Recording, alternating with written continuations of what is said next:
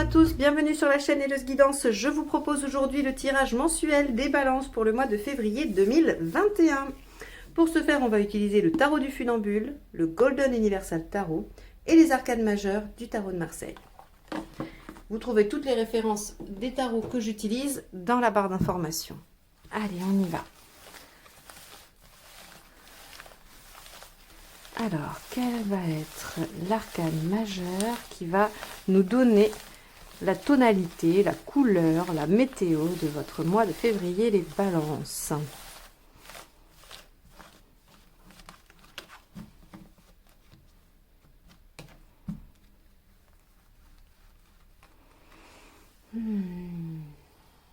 Balance. L'étoile inversée. Alors, l'étoile inversée, elle vous dit que vous allez obtenir ce que vous souhaitez, mais qu'il va falloir faire quelques efforts. C'est-à-dire que on va pas forcément vous faciliter la tâche. Alors, c'est pas non plus qu'on va vous mettre des bâtons dans les roues. Hein. C'est pas la signification de l'étoile. L'étoile, elle vous dit juste que ça va pas comme ça intervenir de façon divine. Il va falloir être actif. Il va falloir faire des efforts. Il va falloir mettre en œuvre tout ce qu'on veut, tout ce qu'il faut pour aller vers ce qu'on veut. Pardon. Donc l'étoile inversée vous promet un beau résultat suite à des efforts. Voilà ce que l'étoile inversée vous donne comme perspective pour le mois de février. Alors, on y va.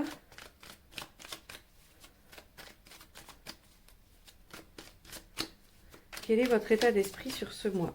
Allez, les balances, février 2021. Allez, elle est tombée. 2 de pentacles. Ok, alors, effectivement, si vous êtes dans l'état d'esprit du 2 de pentacle, de patienter et d'attendre, ça va pas le faire. On va aller voir un peu comment ça se décline. Alors, le 2 de pentacle peut être un tout petit peu plus subtil que ça et nous dire que vous ménagez la chèvre et le chou. Vous êtes entre deux choses, ou en tout cas, il y a des situations qui vous demandent de concilier, d'essayer de trouver un peu le juste milieu, de patienter. Hein, de ne pas être dans une action irraisonnée. On a aussi toute cette palette avec le 2 de pentacle. Allez, qu'est-ce qui vous préoccupe?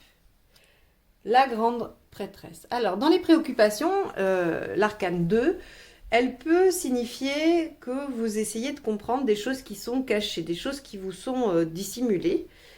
Vous pouvez aussi vous dissimuler des choses. Hein, avec la papesse, on est sur quand même des choses qui sont intériorisées. Alors, c'est pas forcément des mensonges, hein, mais en tout cas, on va pas exposer ce que l'on a à l'intérieur, ce que l'on a dans ses pensées, dans ce que l'on projette. Hein.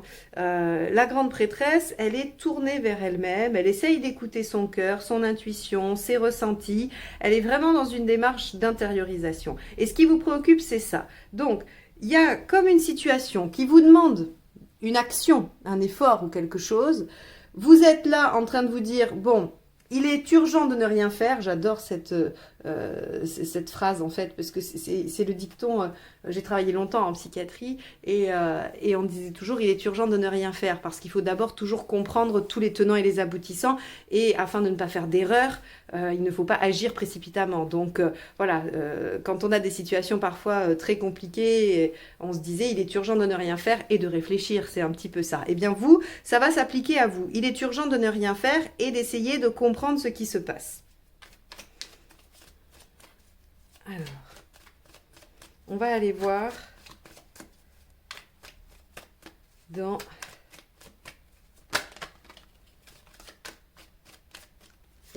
l'événement. 9 de bâton. Il y a quelque chose qui clairement vous fait sortir de votre zone de confort, là, les balances. Hein.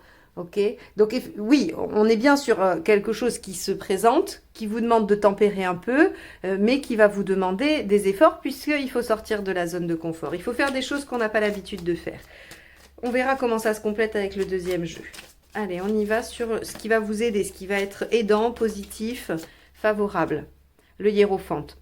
Bon. Vous aurez des accords, vous aurez du soutien. Le hiérophante, il vient vous parler de tout ce qui peut être autour de vous et qui va soit aller dans votre sens, soit vous donner des clés pour avancer, soit vous donner des autorisations si on est sur de l'administratif, hein, si on est sur quelque chose de purement pragmatique. Par exemple, vous demandez un permis de construire. Le hiérophante, en favorable, vous donne cette autorisation, vous donne ce permis de construire. Vous voyez, si vous avez demandé une augmentation à votre patron, vous allez l'avoir. Si vous avez demandé à votre compagnon de vous engager un peu plus avec vous, enfin de s'engager un peu plus avec vous, c'est oui. Hein, on a l'accord avec le hiérophante. Donc, demandez les choses, vous aurez. Et vous aurez du soutien. Il peut aussi représenter le soutien. Alors, qu'est-ce qui va être plutôt gênant, qui va entraver?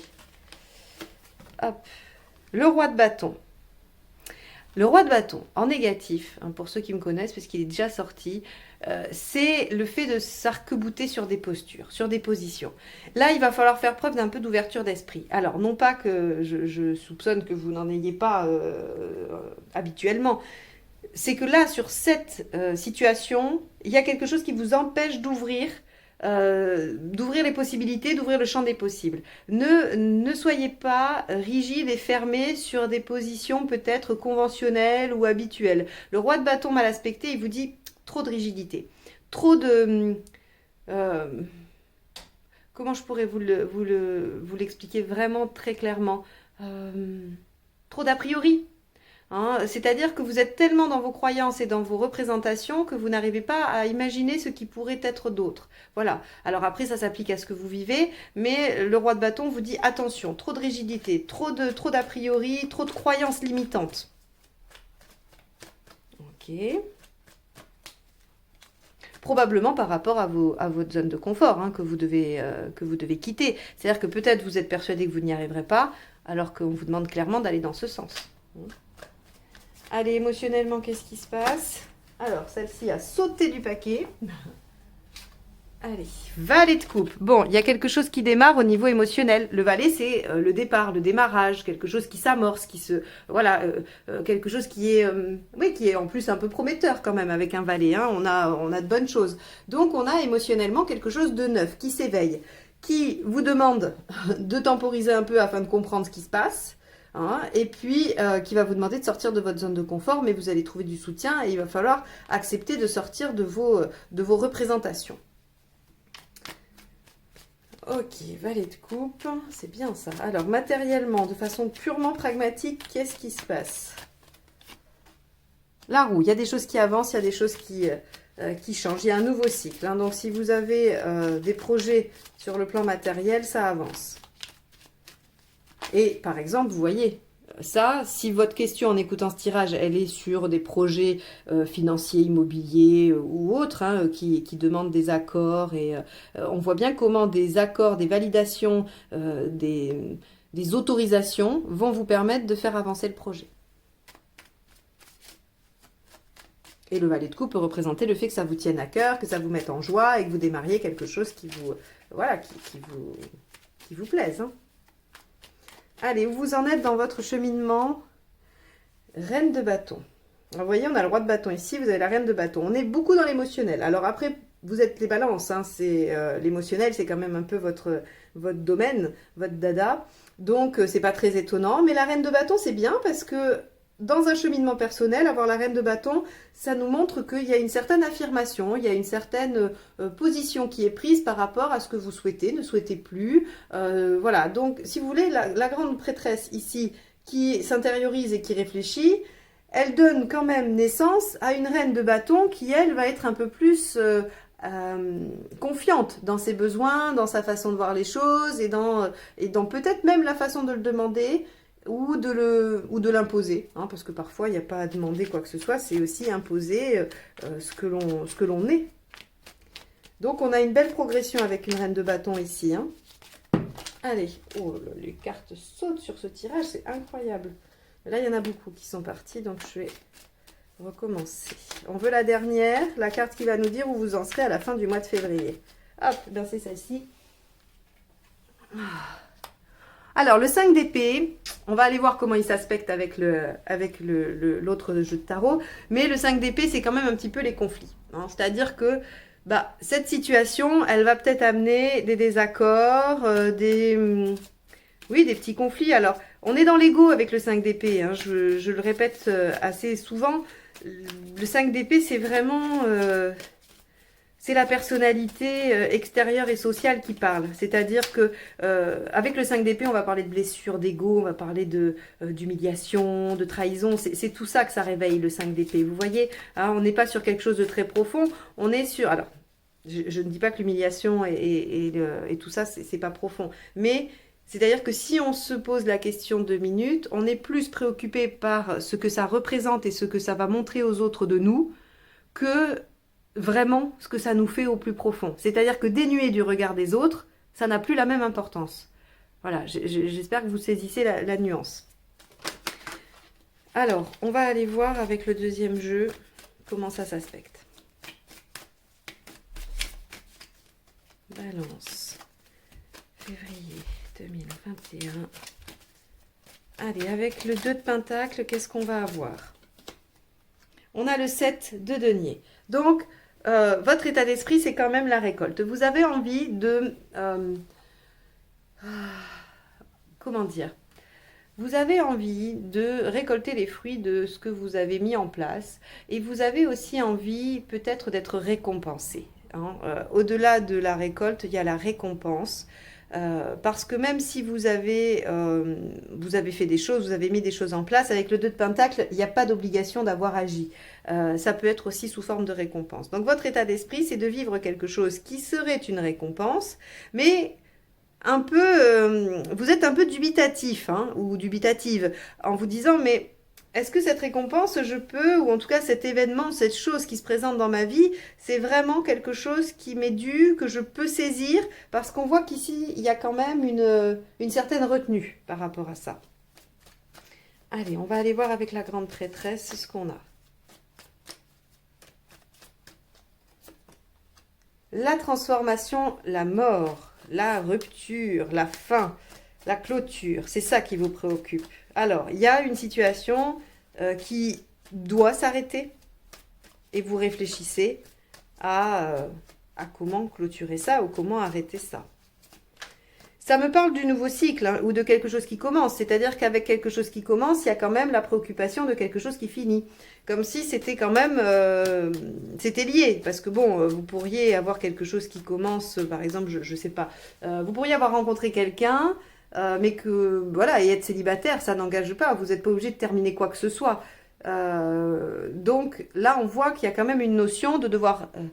ben, ça ne peut pas coexister. Hein. Il y a quelque chose de l'ordre, voilà, comme si ça ne pouvait pas coexister. Alors après, vous serez plus à même de faire le lien avec votre situation que moi qui n'ai pas connaissance de ce que vous vivez.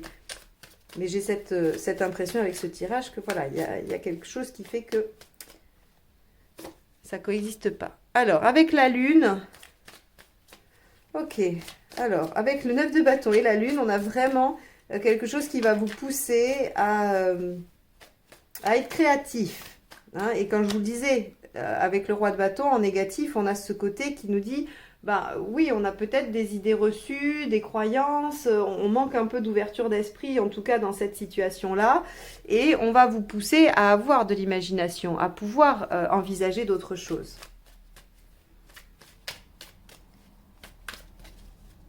Non sans tristesse. La lune peut aussi vous amener un petit côté lent et nostalgique. Hein. D'accord? Allez, avec le hiérophante, on a quoi? Le 9 d'épée. Ça va vous stresser, ces attentes-là. Alors, soit de regard de l'autre, soit les attentes de réponse, de validation, d'autorisation, le soutien, tout ça, ça va vous questionner. Alors, c'est bien parce que le 9 d'épée en positif, quand même, hein, même si ça reste un 9 d'épée et qu'on a quand même des cogitations, on commence à se rendre compte que c'est pas vraiment nos angoisses. Et c'est positif parce que ça va aller dans le sens, on va dire, d'amoindrir ou de faire taire le 5 d'épée, quand je vous ai dit. Hein, c'est-à-dire que sans le regard de l'autre, ça devient moins intéressant, moins important. Et bien là, vous en prenez conscience que finalement, ce qui vous préoccupe, ce qui vous enquiquine, ne vous appartient peut-être pas.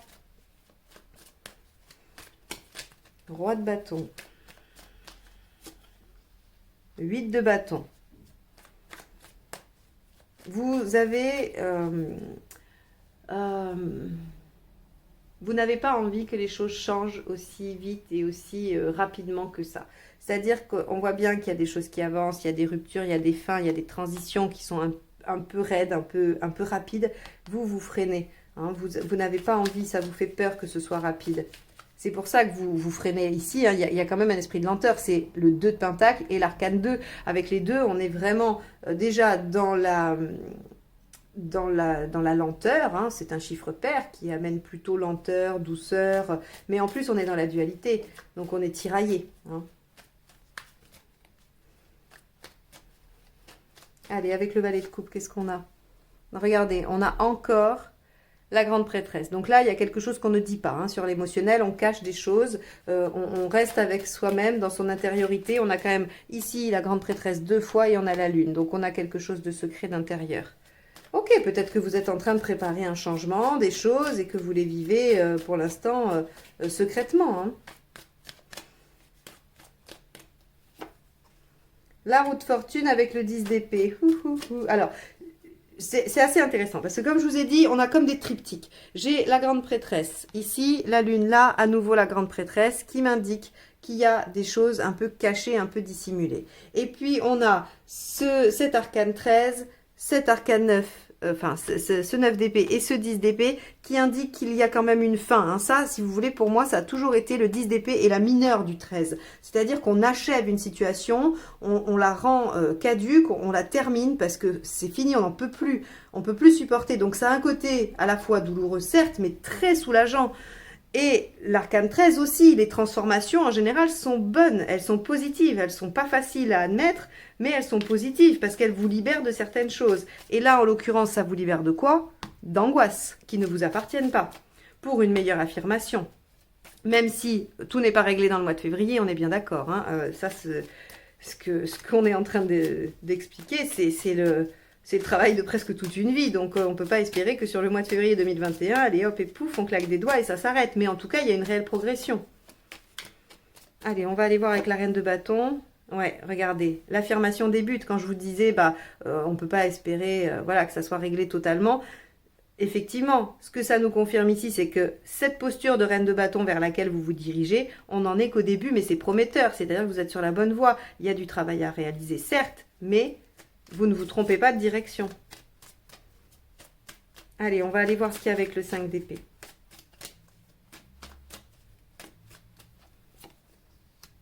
Le 4, l'empereur. Bon, donc, je pense que c'est un mois qui va être quand même très intense au niveau de votre réflexion, intériorisation. Il y a des événements, hein, il y a des accords, il y a des choses qui bougent sur le plan pragmatique, mais globalement, la situation ne va pas non plus se révolutionner sur le mois de février. Il y a des avancées, il y a surtout des avancées sur une posture, sur des choses que ça vous fait vivre et que vous comprenez. On peut espérer la fin d'une situation. Le fait d'arrêter de se torturer avec une situation, de se prendre la tête avec quelque chose. Et on va à la fin du mois essayer de stabiliser tout ça. Donc soit parce qu'on a opéré des changements, soit parce qu'on va opérer des changements et avant le changement, on essaye de sécuriser un maximum ce qui a besoin d'être sécurisé. Voilà ce que ce tirage peut nous inspirer pour vous les balances. J'espère qu'il vous aura donné quelques clés de compréhension et des pistes de réflexion. C'est son seul objectif. Si vous souhaitez une guidance personnalisée, vous avez mes coordonnées juste dans la barre d'information en dessous de la vidéo. Si vous n'êtes pas encore abonné et que vous souhaitez recevoir les notifications des prochains tirages, n'hésitez pas donc à cliquer sur le petit bouton rouge abonné et sur la clochette pour être notifié. Et puis je vous remercie infiniment de m'avoir écouté jusque-là. Et je vous souhaite un très très bon mois de février. À très bientôt pour de nouvelles guidances. Au revoir.